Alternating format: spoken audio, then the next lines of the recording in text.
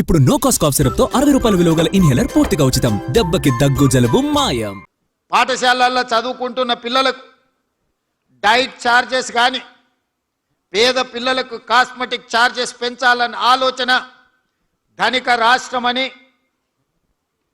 సంవత్సరానికి 3 లక్షల కోట్ల రూపాయల బడ్జెట్ అని చెప్పిన పాలకులు పిల్లలకు ఒక మంచి భోజనం పెట్టాలి, వాళ్ళకు కొంచెం మెరుగైన వసతులు కల్పించాలి అని ఆనాటి పాలకులు ఆలోచన చేయలే.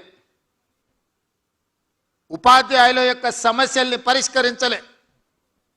ఈ విధంగా విద్య సంపూర్ణంగా నిర్లక్ష్యానికి లోనవ్వడమే కాదు, వాళ్ళ ప్రజాప్రతినిధులు ప్రైవేటు యూనివర్సిటీలను పెట్టుకొని విద్యను పూర్తిగా వ్యాపారంగా మార్చి లాభసాటి వనరుగా మార్చుకొని విద్య మీద ఆధిపత్యాన్ని చెలాయించాలని ఆనాటి పాలకులు ప్రయత్నం చేసిండ్రు. యూనివర్సిటీలలో నియామకాలు జరగలేదు. ఇంటర్మీడియట్ కళాశాలలు మూతపడే పరిస్థితి వచ్చింది. ఇంటర్మీడియట్ ఎడ్యుకేషన్ అంటే అవసరమే లేదన్నంత నిర్లక్ష్యానికి లోనైంది ఆనాడు. యూనివర్సిటీలలో లెక్చరర్స్ కానీ, అసోసియేట్ ప్రొఫెసర్లు కానీ, అసిస్టెంట్ ప్రొఫెసర్లు కానీ, లేకపోతే ప్రొఫెసర్ల రిటైర్మెంట్ వయసు కూడా పెంచే ఆలోచన చేయలే. నైపుణ్యం కలిగిన అధ్యాపకులు, విద్యాబోధన చేయాల్సిన ఉపాధ్యాయులు రిటైర్ అయిపోతుంటే కొత్త నియామకాలు జరగలేదు. డైరెక్ట్గా ప్రొఫెసర్స్ని మనం నియమించలేం. లెక్చరర్స్ అసోసియేట్ అసిస్టెంట్ ప్రొఫెసర్లు కావాలి, వాళ్ళు ఆ తర్వాత ప్రొఫెసర్లు కావాలి. ఒక పరిణామ క్రమంలో ప్రొఫెసర్గా కావాలి అని అంటే 20-25 సంవత్సరాలు టీచింగ్ సైడు పనిచేసి ఉండాలి.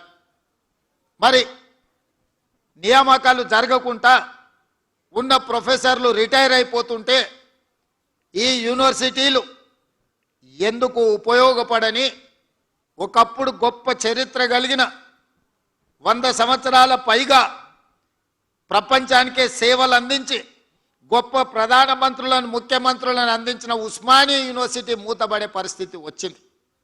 కాకతీయ యూనివర్సిటీ ఈ దేశానికే గొప్ప గొప్ప ఇంజనీర్లను అందించిన కాకతీయ యూనివర్సిటీ కూడా కళా వైభవం కోల్పోయి కాలగర్భంలో కలిసిపోయే పరిస్థితులు ఆనాడు వచ్చినాయి. అందుకే మీ అభిమానంతో మీరు ఆదరించి మీరు అవకాశం ఇస్తే ఈనాడు ప్రజాపాలనలో విద్యాశాఖ నా దగ్గర పెట్టుకొని తక్షణమే మీ ప్రమోషన్లు, మీ బదిలీలు, మీ కుటుంబ సమస్యల్ని ప్రతి సమస్యను పరిష్కరించడం ద్వారా లక్షలాది మంది విద్యార్థులకు మీరు గొప్పగా విద్య నేర్పుతారని నమ్మకంతో ప్రతిసారి మిమ్మల్ని కలవడం, మీతో మాట్లాడడం, టీచర్ల నియామకాలే కాదు మీ ప్రమోషన్ల సందర్భంలో కూడా ఎల్బీ స్టేడియంలో సమావేశం పెట్టి మీ అందరితో కలిసి మాట్లాడడం జరిగింది.